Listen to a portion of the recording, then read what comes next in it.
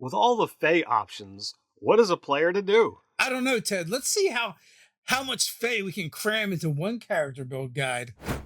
I'm Nerdarchy Ted. And I'm Nerdarchy Dave. Welcome to Nerdarchy, for nerds by nerds. Now let's see how much of the Feywild fits into one PC. All right, so we've been looking over the different player options for races and subclasses and even feats, really.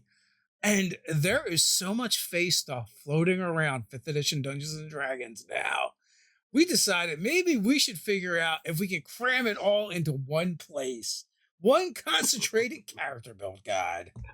So I guess it should be fair to say that, if we're going to make a character build guide, we're going to have a character sheet that, we can be able to look at over on D&D Beyond, as well as the actual build guide, the step-by-step process over on the DM's Guild. Yeah, that'll be pay what you want.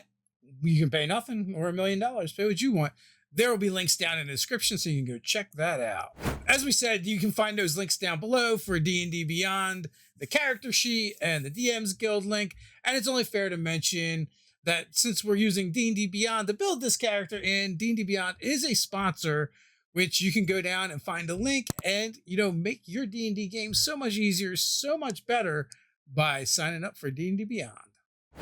So as we began compiling all of the information, we realized there are 8 races that are connected, to the Fey, to the Feywild, 5 of which are currently in the UA, but, that's certainly not going to go out of the realms of possibility. So we're looking at Centaur, the Elf, specifically the Eladrin, the Fairy, the Hexblood, the Hobgoblin of the Feywild, the Owlfolk, the Rabbitfolk, and the Satyr.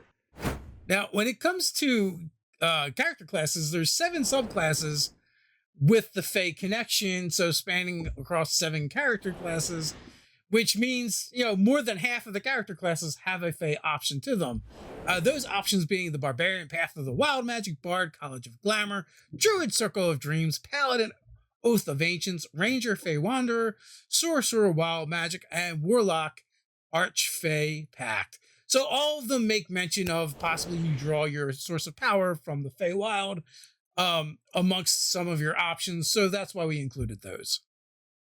For your background, nothing of the core material actually speaks to anything specifically of the Feywild. So we decided we would think of concepts that would fit within, Fey, either something that has to do with nature, or something from bizarre and far away. So we're really looking at Far Traveler or Outlander. Question is, do any of these options or combinations appeal to you? How would you build your most Fey character? Let us know down in the comments below. Maybe you've already done it before. Share it with us and then the rest of the Nerdarchy community. If you'd like to help Nerdarchy out, feel free to do the things that makes YouTube happy. Like, share, subscribe, even, click that notification bell. And quick reminder, we drop new Nerdarchy videos every Monday, Wednesday, and Friday, so come on back. So as we mentioned, there's 7 subclasses. Now, technically, with where all these classes get access to, their subclass features, it is technically possible to cram all 7 classes into one character build. But we didn't feel that was going to make a really useful and fun character. We'd have to really, dial back our stats to be able to fit all of the different multi-class requirements. So we decided to pare it down to a fun and a thematic concept of the Feywild and dial in on a handful of abilities that we felt fit Fey and their abilities, to complement each other. So let's start off with the stats, and then, maybe folks can start trying to figure out where we're going. So for the physicals, we got a strength of 8, dex 15, and con of 12. We're looking at an intelligence of 10, wisdom of 13, and a charisma of 14. Now for our race, we're going to do a thing we pretty much never do with our character builds. And we are going to use a UA race because, let's face it, what is more Fey than a fairy? And we're going to put our +2 in charisma, our +1 in the dex, because for those lineages, you can just put them wherever you want. And so that's what we did. We're going to get fairy flight, Fey magic, Fey passage, and we're going to take the language Sylvan. That part was going to be the most important because, let's face it, Sylvan is the language of the Fey, so yeah, we need to have that right off the bat. For our background, we're going to go with Far Traveler, and for this, we're going to get Insight Perception. We're going to take the flute, and the next most Fey language we thought was Elven, so we're going to take that one as our language. So we wanted to start off with something to kind of work with that high charisma we have. So we went with Bard, which is going to give us access to the drum, the lute, the lyre, performance, persuasion, and stealth. This character is already shaping up to be very entertaining. So we're going to take Bard all the way to 6. We're looking to specifically get from the College of Glamour, the Mantle of Majesty. This is the most important component for the entire build. But over the course of these 6 levels, we're going to get some spells.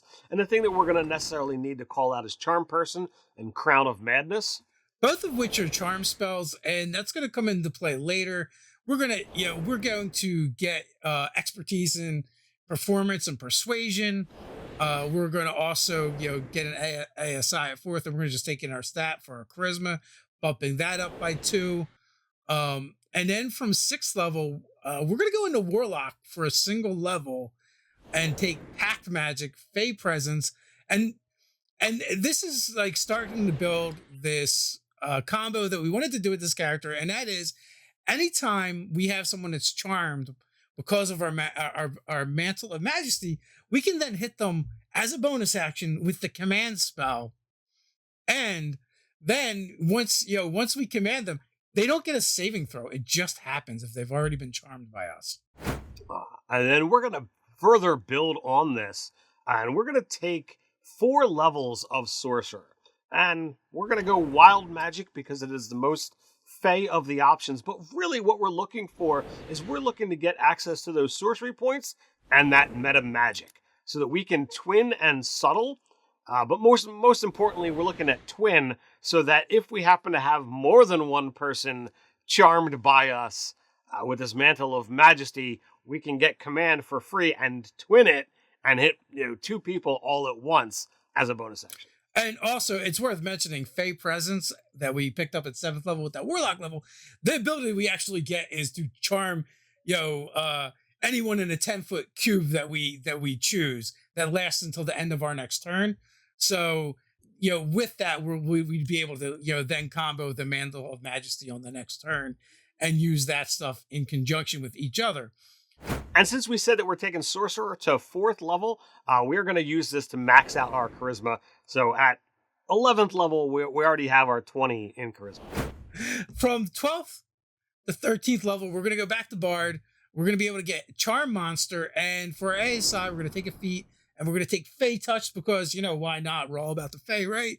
Increase our wisdom and pick up the Identify spell from that feat, as well as we get that cool access to Misty Step. Yeah, and with all of the things that this character is collecting, they can do a lot of fun things that are very, Fey-oriented. They're very heavy on the mind-affecting spells. So being able to get access to that +1 to wisdom, that's shoring up our own defenses should someone try to turn the tides back on us. We're going to take the rest of our levels from here all in Warlock, mainly because we're going to need to get access to some of those extra Fey powers. So we're going to get our Pact of Chains so that we can have a Sprite familiar, because let's face it, if we're going to be really Fey, we need to be bossing some lesser Fey around. So why not have one to command? We're going to get access to the spell Conjure Fey, and this is at 17th level. We're also going to take the Invocation, the Investment of the Chain Master to improve that Sprite, because, while we might be bossing them around, they're not, they're not all that bad.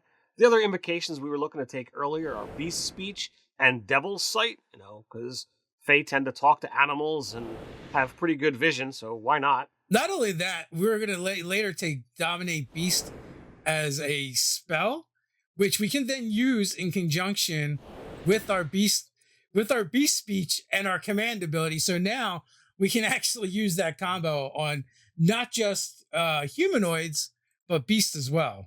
So when we get to 20th level, we are going to get a final ASI. And since, we were looking to kind of shore up some mental defenses, we're going to take Resilient for Wisdom so that we get saving throws, or proficiency in saving throws for that, so that we can shrug off some of those mental effects that the Fey that we're wandering around with are, not going to get us in their own trap. So all in all, we've built this character around 10th level. They're kind of done, and it does what we want it to do. We want it to be able to be very, very Fey, check. But we also wanted to play with this trick where we get to use the command as a bonus action, and how much juice can we get out of that one ability. Once we get to 10th level, that fully comes online. You can actually begin playing with it and using the combos at 7th level. But at 10th level, like we said, then it really shines because you can use that twin spell as well. And then everything after there is kind of gravy. All right, so gravy aside, how would we use this kind of character as an NPC? So I feel like this is either like the trickster character or the annoyance character, but like in a little bit of a different way, right? In the sense that like this character might show up, harass the players, play tricks on them, but they're also like this little sprite or pixie or fairy, and they're probably like really cute and adorable. They have the super high charisma, so they're likable. And so they're just gonna mess with the players, but they're gonna be too cute for the players to really want to enact retribution against. So I would agree there. Using this as kind of that throwaway option that just keeps kind of coming back. They don't make you do anything that is reprehensible or anything that you feel like you enact revenge. But to have things that is like a minor inconvenience, a minor nuisance, could be amusing and could be really good at, those moments where the tension needs to be broken. Too much drama has happened. So now this character is going to show up like, nope, not going to have any of that. And voila, insert crazy antics. You're going to dance. You're going to laugh. You're going to stand on your head, and any of these kind of crazy things. And you wind up getting compelled to do it, and you just do. Yeah, I mean, they're really just a foil and a prankster to throw in there. And, and also they're probably great for the comedic relief and, spicing up your game that way. But then they might also be able to impart like valuable information.